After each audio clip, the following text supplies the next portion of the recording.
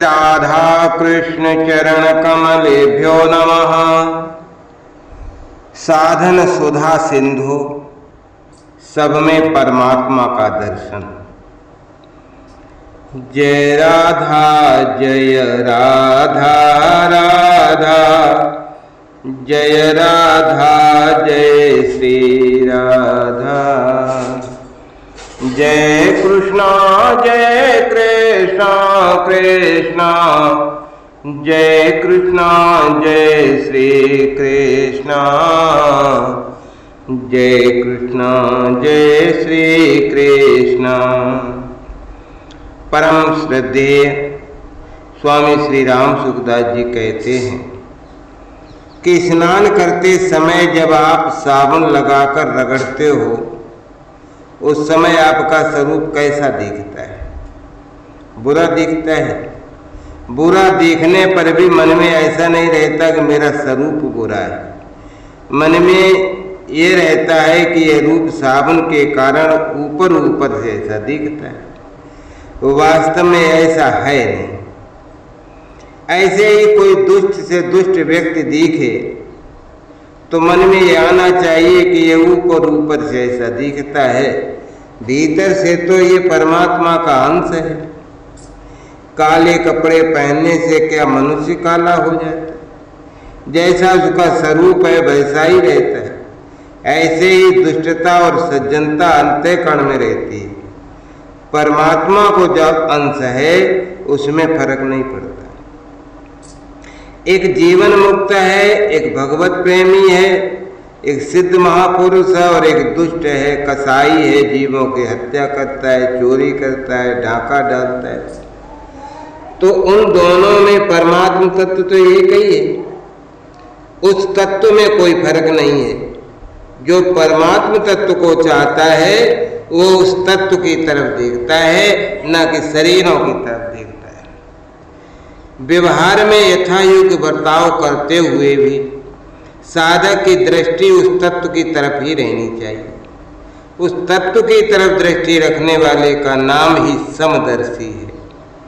व्यवहार में समता लाने वाले, सबके साथ खाना पीना ब्याह आदि करने वाले समवर्ती हैं, समदर्शी नहीं है। समवर्ती नाम यमराज का है। समवर्ती परे तराट, क्योंकि मौत सबकी समान होती है। अतः ज्ञानी का नाम है समदर्शी और यमराज का नाम है समवर्ती। ज्ञानी समदर्शी क्यों है? कि वो सब में परमात्मा को समरूप से देखता है। दुष्ट आदमी को देखकर अगर दुष्टता का भाव पैदा होता है तो वो समदर्शी नहीं है, परमात्मा तत्व का जिज्ञासु नहीं है, कम से कम उस समय तो नहीं है। एक स्थूल दृष्टांत आता है। एक बैरागी बाबा थे, उनके पास सोने की बनी हुई एक गणेश जी की और एक चूहे की मूर्ति थी। बाबा जी को तीर्थों में जाना था तो वे दोनों मूर्तियों को सुनार के पास ले गए और कहा कि इनको ले लो,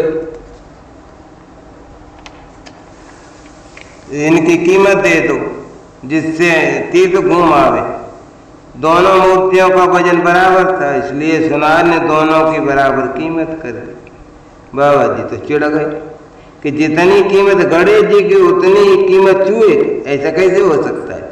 चूहा तो सवारी है और गणेश जी उस पर सवार होने वाले हैं, उसके मालिक हैं। सुनार बोला कि बाबा जी, हम गणेश जी और चूहे की कीमत नहीं करते, हम तो सोने की कीमत करते हैं। सुनार मूर्तियों को नहीं देखता, वो तो सोने को देखता है। ऐसे ही परमात्मा तत्व को चाहने वाला साधक प्राणियों को न देखकर उनमें रहने वाले परमात्मा तत्व को देखता है। परमात्मा सबके भीतर है, ये बहुत ऊंचे दर्जे की चीज है। उतना ना समझ सको तो इतना तो समझ ही लो कि सब परमात्मा के हैं। ये सुगमता से समझ में आ जाएगा कि ये जितने प्राणी हैं सब परमात्मा के। परमात्मा के हैं तो ऐसा क्यों हो गए? ऐसे क्यों हो गए कि ज्यादा लाड़ प्यार करने से बालक बिगड़ जाता है? ये परमात्मा के लाडले बालक हैं, इसलिए बिगड़ गए। और बिगड़ने पर भी हैं तो परमात्मा के ही, अतः उनको परमात्मा के समझकर ही उनके साथ यथा योग्य बर्ताव करना। जैसे हमारा कोई प्यारा सा प्यारा भाई हो और उसको प्लेग हो जाए तो प्लेग से परहेज रखते हैं और भाई की सेवा करते हैं। जिसकी सेवा करते हैं वो तो प्रिय है, पर रोग अप्रिय है, इसलिए खान पान में परहेज रखते हैं। ऐसे ही किसी का स्वभाव बिगड़ जाए तो ये बीमारी आई है, विकृति आई है, उसके साथ व्यवहार करने में जो फर्क दिखता है वो केवल ऊपर ऊपर का है, भीतर में तो उसके प्रति हितैषता होनी ही चाहिए। भगवान सबके सुहृद हैं, सुहृदम सर्वभूतानाम। ऐसे ही संतों के लिए भी आया है कि वे संपूर्ण प्राणियों के सुहृद होते हैं। सुहृद सर्वदेहिनाम। सुहृद होने का मतलब क्या जानते हो? कि दूसरा क्या करता है, कैसे करता है, हमारा कहना मानता है कि नहीं मानता, हमारे अनुकूल है कि प्रतिकूल है, इन बातों को न देखकर ये भाव रखना कि अपनी तरफ से उसका हित कैसे हो, उसकी सेवा कैसे हो। हाँ, सेवा करने के प्रकार अलग अलग होते हैं। जैसे कोई चोर है, डाकू है, उनकी मारपीट करना भी सेवा है। तात्पर्य है कि उनका सुधार हो जाए, उनका हित हो जाए, उनका उद्धार हो जाए। बच्चा जब कहना नहीं मानता तो क्या आप उसको थप्पड़ नहीं लगाते? उस समय क्या आपका उससे बैर होता है? वास्तव में आपका अधिक स्नेह होता है, तभी आप उसको थप्पड़ लगाते हैं। भगवान ऐसा ही करते हैं। जैसे बच्चे खेल रहे हैं और किसी माई का चित्त प्रसन्न हो जाए तो वह स्नेह बस सब बच्चों को एक एक लड्डू दे देती है, परंतु वे उद्दंडता करते हैं तो सबको थप्पड़ भी नहीं लगाते, केवल अपने बालक को ही लगाती है। ऐसे ही भगवान का विधान हमारे प्रतिकूल हो तो उनके अधिक स्नेह और अपनेपन का द्योतक है। दूसरे के साथ स्नेह रखते हुए बर्ताव तो यथायोग्य अपने अधिकार के अनुसार करना चाहिए, पर दोष नहीं देखना चाहिए। किसी के दोष देखने का हमारा अधिकार भी नहीं है। जैसे नाटक में एक मेघनाथ बन गया और एक लक्ष्मण बन गए, दोनों एक ही कंपनी के हैं, पर नाटक के समय कहते हैं अरे तेरे को मार दूंगा, आजा मेरे सामने खत्म कर दूंगा। बेहद शस्त्र भी चलाते हैं, परंतु भीतर से उनमें बैर है क्या? नाटक के बाद वे एक साथ रहते हैं, एक साथ खाते पीते हैं। क्यों? उनके हृदय में बैर है ही नहीं। संतों के लिए कहा गया है कि संतों की गति रामदास, जग से लखी न जाए, बाहर तो संसार सा, भीतर उल्टा था। बाहर से वे संसार का बर्ताव करते हैं, पर भीतर से परमात्मा तत्व को देखते हैं। भीतर से उनका किसी के साथ द्वेष नहीं होता, सबके साथ मैत्री तथा करुणा का भाव होता है। अद्वेष्टा सर्वभूतानाम मैत्रः करुण एव च। हृदय से वे सबका हित चाहते। अब प्रश्न ये है कि हमारी दृष्टि सम हो तो हो कैसे? एक तो आप में ये बात दृढ़ता से रहे कि मैं तो साधक हूँ, परमात्मा का जिज्ञासु हूँ, और एक ये बात दृढ़ रहे कि सब में परमात्मा है। सब में परमात्मा को कैसे देखें, इस बात को थोड़ा ध्यान से सुने। मनुष्य है, इसमें जो है पना है, सत्ता है, वो कभी मिटती नहीं। वो बुरा हो या भला हो, दुराचारी हो, सदाचारी हो, उसमें जो है वो मिटेगा क्या? बढ़िया से बढ़िया चीज में भी वो है पना है, और कूड़ा करकट आदि में भी वो है पना है। उन चीजों का रूप बदल जाता है, पर है पना नहीं बदलता। कूड़ा करकट को जला दो तो राख बन जाएगा, उसका रूप दूसरा हो जाएगा, पर उसकी सत्ता दूसरी नहीं हो जाएगी। वो सत्ता परमात्मा की है। उस सत्ता की तरफ दृष्टि रखो। जो परिवर्तन होता है वो प्रकृति में होता है। आपको संक्षेप से प्रकृति का स्वरूप बताएं तो एक वस्तु और एक क्रिया, ये दो प्रकृति है। वस्तु भी बदलती रहती है, क्रिया भी बदलती रहती है। ये बदलना प्रकृति का है। आप प्रकृति के जिज्ञासु हैं नहीं, आप तो परमात्मा के जिज्ञासु हैं। अतः बदलने वाले को न देखकर रहने वाले को अर्थात है पने को देखो। संसार है, मनुष्य है, पशु है, पक्षी है, ये जीवित है, ये मुर्दा है, इसमें तो फर्क है, पर है में क्या फर्क पड़ा बताओ। नफा हो गया, नुकसान हो गया, पोते का जन्म हुआ, बेटा मर गया, तो नफा नुकसान में, जन्मने मरने में फर्क है, पर दोनों के ज्ञान में क्या फर्क पड़ा। न वस्तु की सत्ता में फर्क पड़ा, न आपके ज्ञान में फर्क पड़ा। व्यवहार तो स्वांग के अनुसार ही होगा।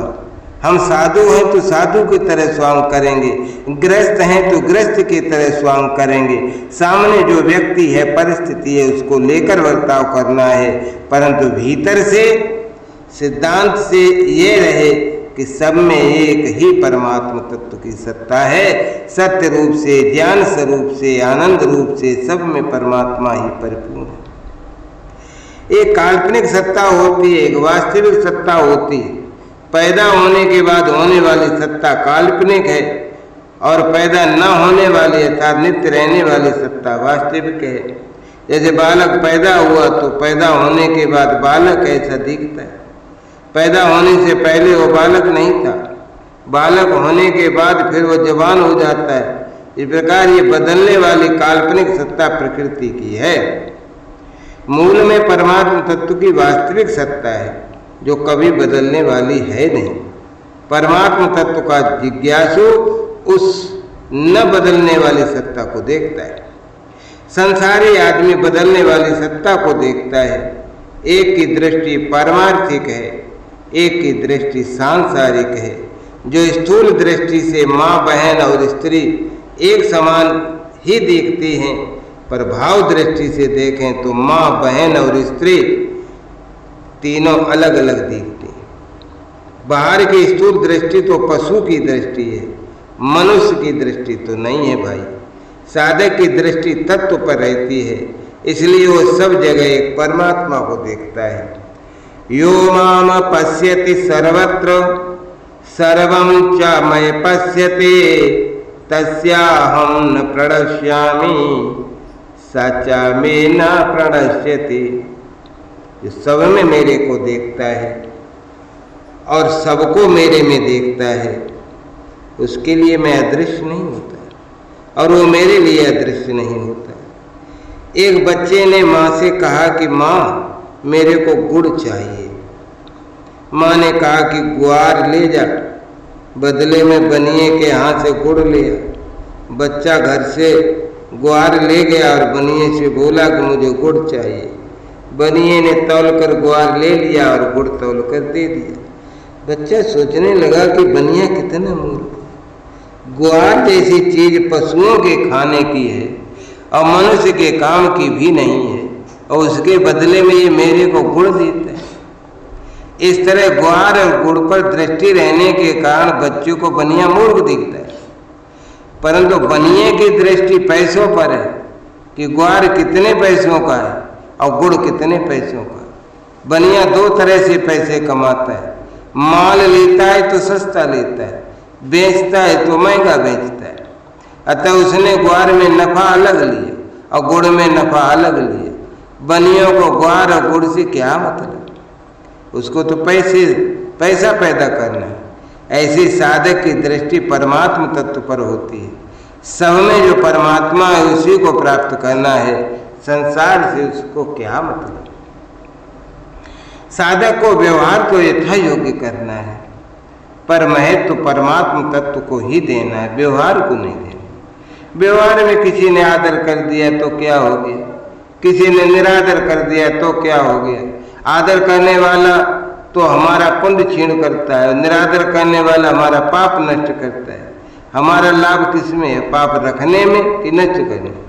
जो हमें दुख देता है, अपमान करता है, निंदा करता है, तिरस्कार करता है, वो हमारे पापों का नाश करता है। और जो हमारा आदर सत्कार करता है वो वाह वाह करता है, वो हमारे पुण्यों का नाश करता है। हम पापों का नाश करने का उद्योग करते हैं, पर निरादर करने वाला हमारे पापों का नाश स्वतः ही करता है। ये उसकी कितनी कृपा है। उसका हमारे पर कृपा करने का आशय नहीं है, पर वह क्रिया तो हमारे लाभ की ही कर रहा है। वो हमारा हितैषी भी नहीं है, पर क्रिया तो हमारे हित की कर रहा है। वो जो करता है वो हमारे लिए ठीक ही होगा, बेठीक हो ही नहीं सकता। एक मार्मिक बात बताता हूँ कि साधक के लिए कोई परिस्थिति अनिष्टकारी होती नहीं। संसार का जितना व्यवहार है वो सबका सब साधन सामग्री है। सुखदायी दुखदायी अनुकूल प्रतिकूल जो कुछ सामने आता है वो सब साधन सामग्री है। इसलिए साधक को सावधान रहना चाहिए। सावधानी ही साधन है। साधक वह होता है जो हर समय सावधान रहता है। दिल में जागृत रहिए बंदा, हेत प्रीत हरिजन सु करिए, पहरिए दुख दुंदा, पर हरिये दुख दुंदा, पर हरिये दुख दुंदा। जब अच्छा और मंदा होता है, राग और द्वेष होता है, तो हम जागृत कहाँ रहे। अतः मैं साधक हूँ और मेरे साध्य परमात्मा है। इसकी जागृति रखते हुए साध्य की प्राप्ति के लिए यथा योग्य बर्ताव करना है। जय राधा राधा, जय राधा जय श्री राधा, जय कृष्णा कृष्णा कृष्णा, जय कृष्णा जय श्री कृष्ण।